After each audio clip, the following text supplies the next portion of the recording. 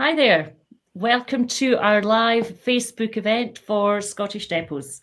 On the call, we're all three volunteers in depots, and we're here tonight to share our experience of running a depot and to tell you about all the benefits that there are for you and for your local members. So it's great to have you joining us. Do pop it in the chat if you tell us where you're calling in from. It'd be lovely to know who's on the call. And at the end, we're having a question and answer session. So please put your questions in there. We would love to answer them for you.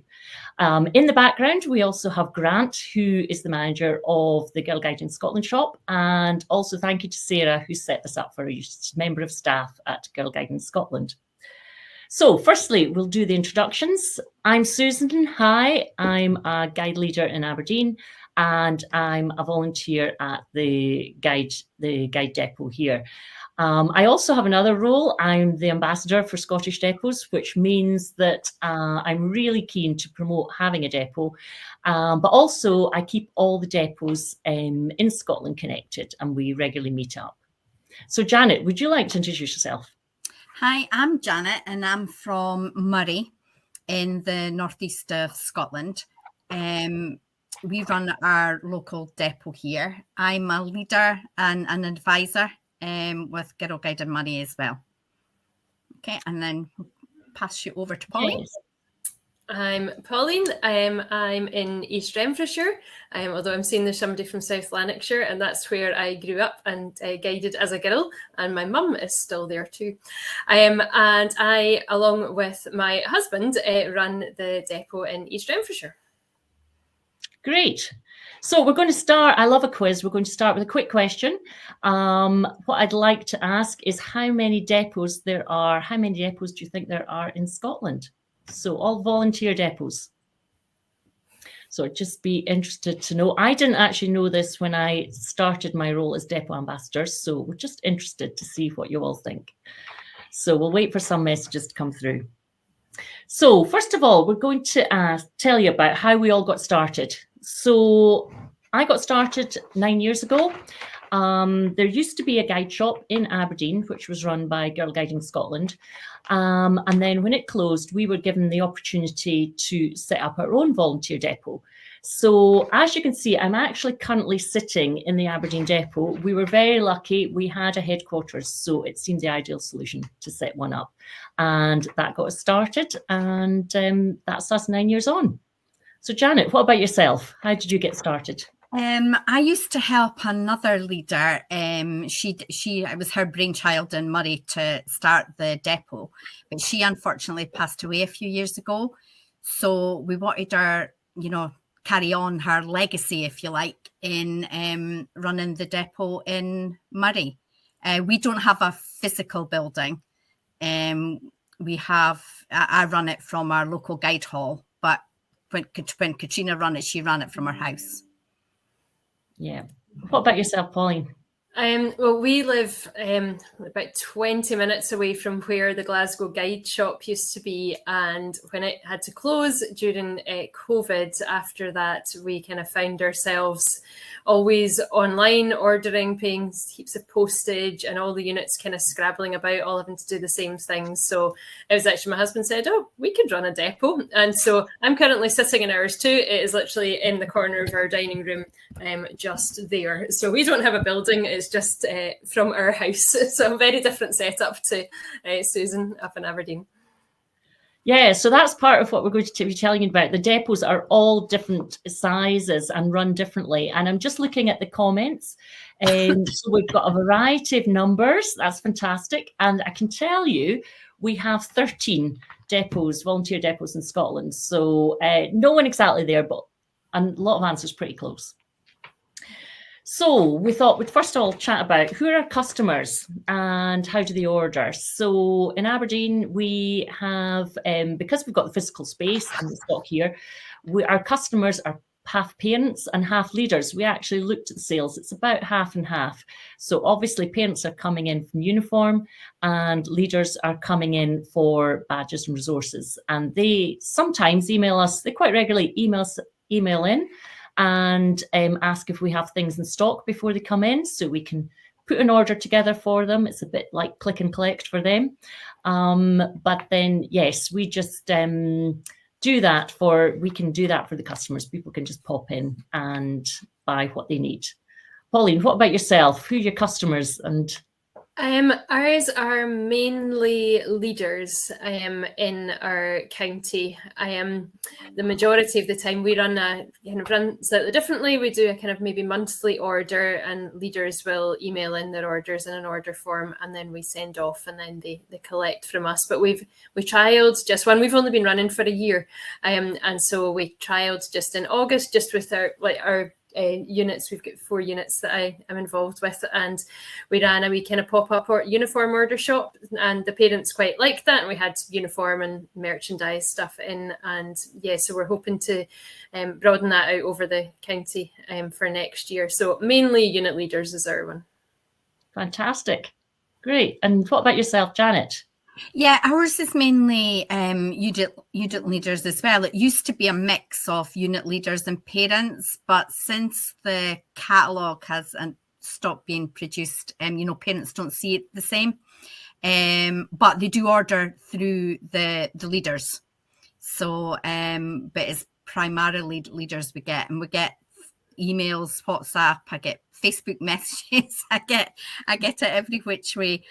But it's really good, and we do get some direct emails from parents ordering as well. And now that we've started advertising more on, like social media within our county, that we're getting quite a lot of parents coming to us. Yeah, the social media makes a big difference. We can put out virtual posts and get them to share. Yeah. Yes, it's great. So, Pauline, you mentioned there you order about once a month. From Aberdeen's point of view, we order once a week. We always order on a Monday afternoon. We're open Monday afternoon, Thursday and Saturday. So we have a wee routine, put the order in Monday afternoon, get it on a Thursday. So we'll have, leaders know that if something's not in stock, they can get it by the end of the week. So that really works for us. Is that similar to you, Janet? Or yeah, we try. Well, I try to order once a week, but sometimes it's like twice a week. I'll order at the beginning and I'll order at the end, just depending on how the orders come in. But it's definitely weekly we're ordering. Yeah, and I don't know if I said that. We get all our stock from Edinburgh. So the orders are coming from the Edinburgh. So we're supporting the Edinburgh shop too, which is great. So obviously we keep a stock of guiding, actually, and even in the corner, we've actually got scouting uniform as well. And over the years, we've kept different items in stock depending on what sells. But Janet, do you keep much stock? I keep a stock of uniform and the programme badges, some of the fun badges. So we have got stock in our Bucky Guide Hall. I keep stock there. So, and then if units want, have like parents' evenings, for instance, it's handy that I can just give them various sizes of the uniform that they can try on, and then I'll order it up for them. That's great. Yes, because people that's one of the big things we find with parents. People like to try it on so that they get the right size. Yeah. And there. Pauline, you said your shop's in the corner there. Do you keep much? We don't keep a huge amount. We keep a small stock of the kind of like interest badges, theme awards, section awards, promise badges, things that kind of might be somebody comes during the week and goes, I didn't order enough of, help, this girl's just done that and that's got her theme award, so they can kind of come in and just pick up a one thing, and that's really handy for me as well. It's in the corner of my living room, and we just keep a wee tally of who's ordered what, or who's come and collected extra bits, and then the next time they place an order in the monthly thing, we just add it on to their invoice for that one. So yeah, we don't keep much. I've got no more space to keep uniforms. So when we did our kind of pop-up shop thing, we ordered in one of most sizes of the various things, and then we sold some, and then we returned the rest to Edinburgh afterwards for us, because just to make it easier for storage for us. Yeah, and that's a really great way of supporting leaders and other, in the district and everything. Just the pop-up shops are good. It's good for people to see what they can buy. And in Aberdeen as well, because we have stock here, so we've had pop-up shops at our annual event. which has been great for sales. We've taken a lot of our uniform in. So leaders often, they're in for things for the units, but not necessarily for themselves. So people really appreciated the time to try on uniform, and also our training events. That was really popular, seeing the uniform. So I also know that one of the depots, they have an annual pop-up shop in a local shopping centre where at the start of term in September. So that's great. Again, just putting Girl Guiding out there. People are seeing it and remembered that the units are all starting up. So great perception as well for Girl Guiding. So obviously, one of the benefits you'll be thinking, the most obvious benefit is that we raise funds through this. So the biggest benefit is probably the fundraising. So what about, Pauline, you've been going a year, have you been using funds for anything particular? Not yet. I mean, we've not had a huge amount of outlay in terms of buying equipment for storage, anything like that. So at the minute, we purchased the stock stuff that we had, so we had enabled to do that, and we've got a small amount of money set aside. Hopefully, you're going to use that for like purchasing badges for girls for county events, things like that in the future. But at the minute, it's sitting there. We've just done our first set of accounts and things, so it's still to be decided. But yeah, it's great. It's amazing how quickly, even as a small depot and not doing that many orders compared to yourselves, how quickly the money actually can kind of come in, which is good. Yeah. What about Janet? What about yourself? Well, we use, because we have some stock, we use some of the money, obviously, is sitting in stock for purchasing. But the other money we give leaders, they get the full discount on any uniform that they buy through us. And we do random, 10% reductions, and any special badges, like the King's coronation, and, the badges for, I can't remember what the films were, at the cinema. Oh, Wish and whatnot, that will buy the badges for that. So that's how we use it. Yeah. Mm-hmm. Yeah. That's great. In any one-off badges that we're doing for county, the depot will buy them as well. Like for our fun days, I think the depot purchased the fun day badges. So it's good, because then everybody that uses the depot gets a benefit from all the, from the discount. It's not just going into a big pot, if you know what I mean. Well, that's it. Right from the start, we've always given our leaders 5% discount, and it was partly to tempt them in at the start. But we do like to give them the benefits straight back as well. So it's really nice. We always just give all members, whether they're in the county or not, any members coming in gets a 5% discount. And then because we've been going a while, actually, we had built up quite a lot of funds. So during COVID, we were able to really support units with their annual subs. So that was a big one. And there's so many ways, because I know other depots use it to set up a hardship fund as well. And there's lots of different ways that you can use the funds that you raise. And like you're saying, it does add up quite quickly. Yeah, I was just going to say that, as Pauline says, it does add up. Yeah, but there's other benefits as well. For me, there's unexpected benefits. So on a personal level, it's been great seeing the people that get involved. So we had a volunteer who worked with us for a little while and used it for work experience to get a job. She'd had a break from work, but she just wanted to get her confidence back and also some work experience. So she used volunteering in the depot. We've had Duke of Edinburgh volunteers who are fantastic. It's lovely to have them in. And then actually, on a personal note, someone came in, they'd been doing guiding overseas, popped into the Edinburgh depot to find out where their daughter could be a young leader. And then by the end of the conversation, I'd found out she was a leader. So she has ever since helped at my guide unit. So that was a bonus as well. Yeah. But any unexpected benefits you found from running the depot? Yourself? We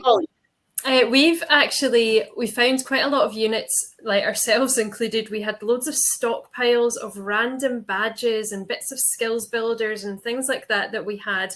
And so we've been offering some of the units who we know are using the depot quite a lot, the opportunity to kind of have a kind of buyback. So they've given us lots of their badges and their excess stock of things, which we've purchased from them in return for credit in the depot. So one of the units, she's She gave us loads of interest badges and section awards and things. She was like, why am I keeping all of these when I can just get them when I need them? And so she's just actually in this last order finished up her credit. So it's been great for her. Since I think May, she's purchased from us every month. We've done an order, but she's not actually spent any money. So it's kind of freed up the money that's actually just sitting in some units in boxes, and enabled them to actually be using it as they need it, which has been great. It's also been really useful. There were some newer leaders, and a few of them didn't quite get the program, and I got an order in and it had like 32 bronze awards, and I'm like, are you sure that's exactly what you want? And she just got really confused about what it was she was actually, how the program actually worked. So we were able to help her out with that as well. And there just kind of various wee questions came through. So that's just been kind of just, wee bits and bobs that have just occurred and have been quite useful. That's brilliant. I love that. Love to hear about that. Janet. Yeah, it's just we don't really have face-to-face with the public. It'd be really good to get all these like volunteers to come in, but it's engaging with the leaders. And as Pauline says, like any queries they've got, they'll come to you and ask you what badge they should be buying or how the program works. So that's been really good. And I would agree with leader engagement.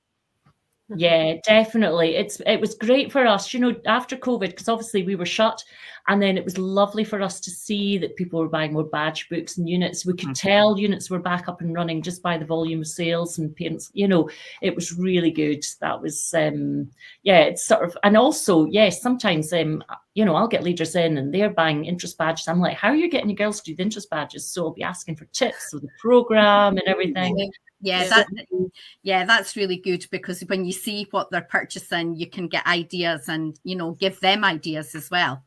Yeah. Absolutely. Yeah, it's a two-way process. Yeah. So any other comments about why you love volunteering and running your depot? Because we're mad. No, I think it's just the engagement. I think I like meeting like all the leaders, and then when you go out to like one-off events, if you're having like training events and you're doing pop-up shops and even going to units. I mean, we all used to do that a lot before COVID. Units would have parents' nights and all the parents would come. We haven't done it so much since COVID, but I think it would be a good thing to start back up again. And then, you've got the interaction with parents, and hopefully that leads to maybe them coming to volunteer. Yeah, I agree with you. I love meeting all the leaders. I love them coming into the depot and just all the connections, and also just meeting all the volunteers, because normally with guiding, I've got my guide unit. I'm seeing the girls on a weekly basis, but I wasn't. Yeah, but you're not seeing the other leaders. So I really enjoy the connections. Yeah. So I think it's time to go over to questions. So if anyone's got any questions, please put them in the chat. We would love to answer anything.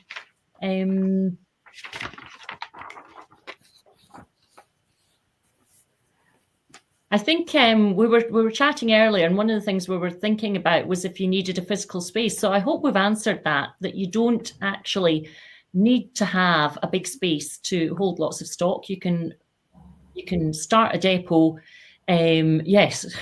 just from home and out of box, literally. Yes, you just your laptop and people engaging with you. Yeah. So it just depends what resources and how big a depot you want to set up.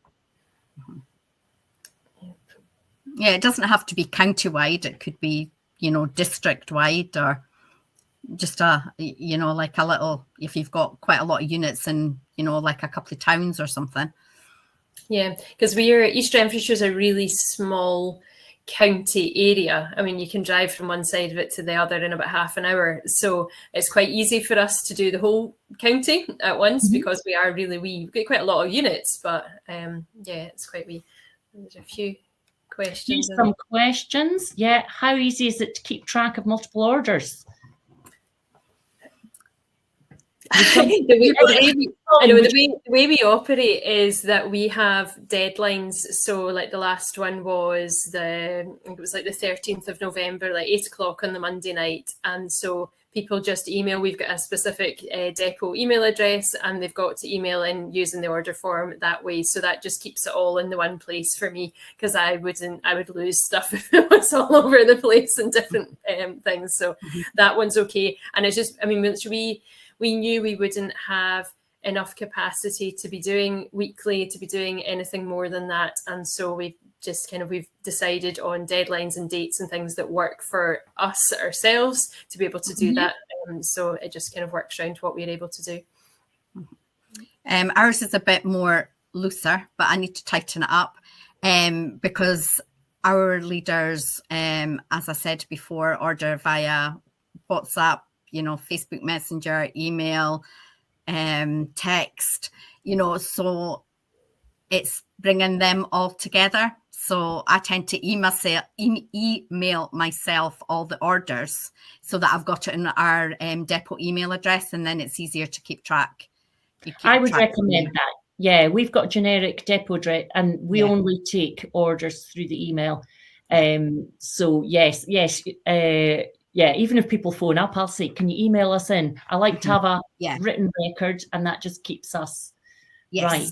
So there was another question, who's responsible for deliveries and payments? So we've very much, our county treasurer is one of our depot volunteers, highly recommend getting your county treasurer involved. But that's how we do it. But you maybe, do you do it differently yourselves? Janet or Pauline?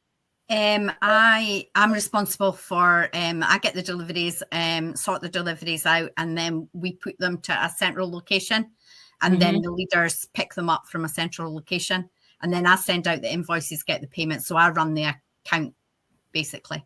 Okay. Yeah, so we're the same. My husband kind of does he's got a system that he uses to ping invoices out to people, and then we've got another person in our committee who checks them off on the bank account, and we've got dual authorization to be able just to send the payments back to Scottish and check everything. And then for deliveries, because we are quite wee, and I live quite central within the county, a lot of people will just come to my house. Like I just kind of basically say, I'd ping out like, here's when I'm at home this week, to people, because I know them, like I know all the leaders that are coming to me. So it's not like I'm giving out information to people I don't know about when I'm at home and when I'm not at home. Or they can come to my unit on like a Wednesday night, because we've got 4 units back to back, so there's quite a long time they can come and collect that. But that works for us because we're small. And I see it doesn't take a lot of time, and as you've probably heard, some people, you do as much as you can, like anything with Girl Guiding, do as much as you can and much as you enjoy. We have a team of about, I think possibly about 20 volunteers that run the Aberdeen ones, so that's a totally different setup. So we all share the time, and people just, some are volunteers just help once a month, and some are in every week, so it's very much what time you can give. And I utilize my children as well to sort the things into the boxes and sort them into the bags.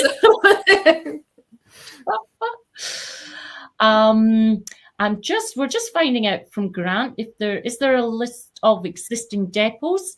There is a list of certainly most of the depots on the Girl Guiding Scotland website under Scottish Networks, but absolutely, I think we'll be putting the email the Edinburgh shop email address up later, and they would be able to confirm with you if there was one in your area.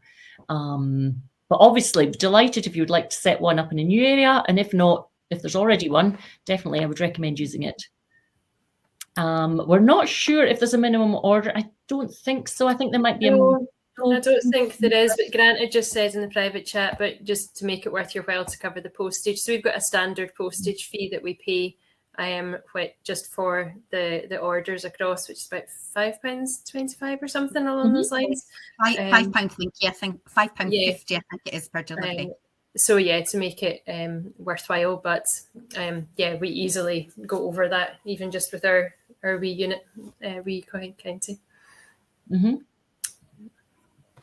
Then we've got, is it easy to keep on top of accounts if leaders order frequently? It's not really applicable for us because we're paying, our customers are paying on site. What about yourselves? Any comments? Usually we're okay, just we've got our kind of monthly thing coming in, and then whenever we still ask for the paper bank statements, because that just makes it an awful lot easier to then go through and check, and if anybody's outstanding, we just ping them a wee email just to remind them, and usually it's like, oh, sorry, I forgot, and then it comes back through, and then we've got the invoice systems all in the computer, and we can just match things up afterwards. Mm-hmm. Yeah, you do get to know your customers. Yeah, you do. Yeah, even us, we know who everyone is. Yeah. And just to see one at the bottom, Donna's asked how quickly can a depot be set up? Pauline, you're the newest, so you're perhaps actually, once we actually got the ball rolling, it was fairly fast. There's a couple of wee form things to fill in, which you need to get a wee committee of people. But is it 1, 2, 3, 4 people? I think is the 5 people. We've got 5 people in ours. You need to have a wee meeting to kind of agree some things and then pop the forms back. I think we did that all via email. And then it's literally just because there's then it's just the kind of the paperwork really thing to go with that. There's not really anything then that needs done. It's just, well, that's you. Here's the email address to order from, and then you just get going. Great. It's been a while since we set up, so it's probably all changed anyway. And so I think we've answered all our questions there. And that takes us up. We were planning on this being half an hour, so I think we'll bring it to an end there. So thank you so much for the questions. Thank you to everyone who's joined us for the call. Thank you to Sarah in the background at SHQ for doing all the logistics. Thanks for Grant for joining us as well. And if you are, we'd love you to be, we'd love to get more depots. So if you are interested, there's an email address, Edinburgh Guide Shop at girlguiding-scot.org.uk. So give them a shout or just email someone at Girl Guiding Scotland the questions to get through. So, and thank you so much to Janet and Pauline for joining me on the call and helping tell you about all our experiences. We hope you've enjoyed it. Thanks very much. Thank you.